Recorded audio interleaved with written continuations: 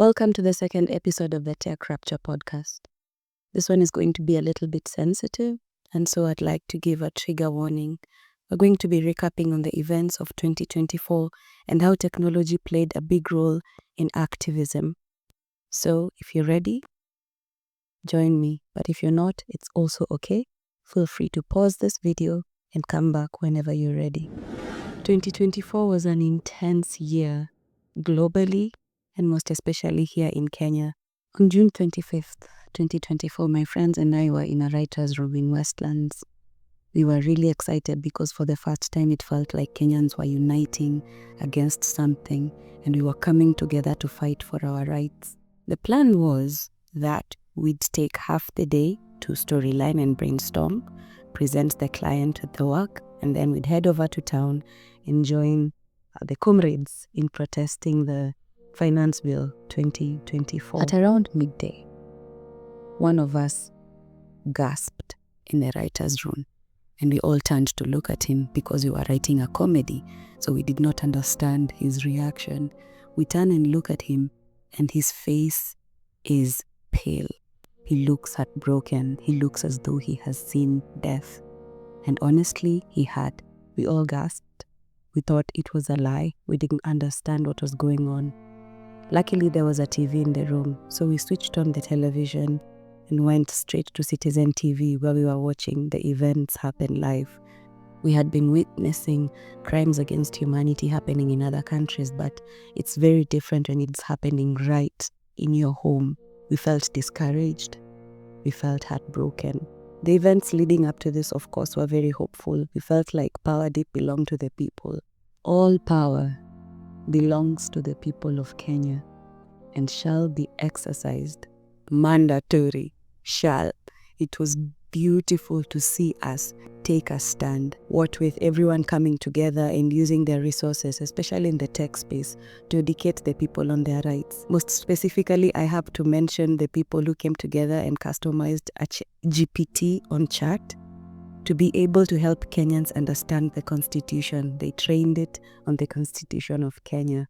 I remember on the 26th of June, I had not slept the whole night. I was anxious. Everyone was anxious. We were trying to log on to social media. You could not access your Twitter account. Some of us were logged out. Instagram was not even loading the captions. And that was when the reality of digital surveillance landed in my soul.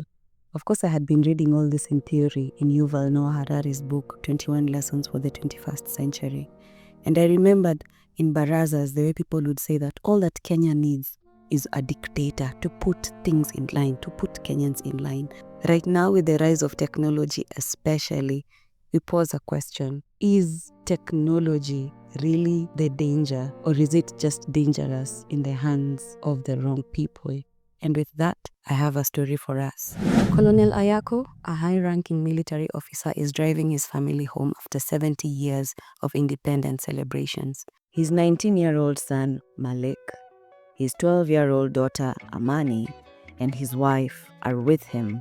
At the residential checkpoint, he taps his national wristband to pay, but there's an error. "Hey, Dad, just tell it you're the colonel," Malik says, smirking from the back seat. Before Ayako can respond, Neema taps her national wristband. "Payment approved," the scanner pings. "There, done. Can we have a peaceful drive home, please?" Neema says firmly. Amani, also seated at the back seat, tilts her head. "Daddy, I have a question. Why do I have to wear a national wristband when I'm not even 18? Malik snorts. "Yes, Dad. Tell your daughter why children are being cuffed by the state." Neema rolls her eyes. "Ay, Malik. It's for patriotism.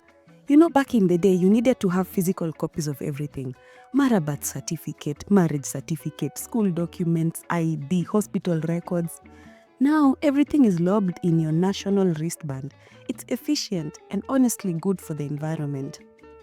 Malik bursts out laughing, not with amusement, but with mockery. Patriotism? Really? Is that what we're calling it? Ayako grips the wheel. "Watch your tone, young man." But Malik doesn't stop. "No, Dad. Not when my friends have disappeared for violating national security when all they did was exist." "Malik," Ayako warns, Dad, no. The president was not even elected. We all know how he came to power and what it cost us, but sure, let's keep clapping. Enough! Ayako's knuckles turned white on the steering wheel. No, Dad, I have had enough. My friends were arrested for playing a video game. A video game. Amani, her voice small, whispers, "But bro, see that game was banned." Why? Why was it banned? Because it was about sheep overthrowing a fox in the jungle. Really?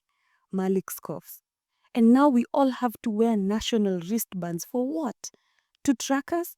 They might as well return the Mzungu's Kipande system. Billions wasted on a new system while hospitals can't even afford gloves. Then, an alert pings on the dashboard. Ayako's stomach tightens. The screen flashes. Suspicious activity detected. Comply with the checkpoint request. Sirens flood the rearview mirror. Neema gasps. Oh my God. Oh my God. Stay calm, Ayako says, his voice tight. No, Dad, this is insane. They're coming for me because I spoke in my father's car. What happened to privacy? Dad, just tell them who you are. Malik, listen to me. Do not say another word, Ayako responds. The police car signals them to pull over. Ayako obeys. His heartbeat throbs in his ears. 2 officers step out. No sirens, no explanations, just quiet efficiency. Ayako rolls down the windows. Good evening, officers. They do not respond to him. Instead, they look at their records and turn their heads towards the back seat. Malik, Ayako, step out of the vehicle.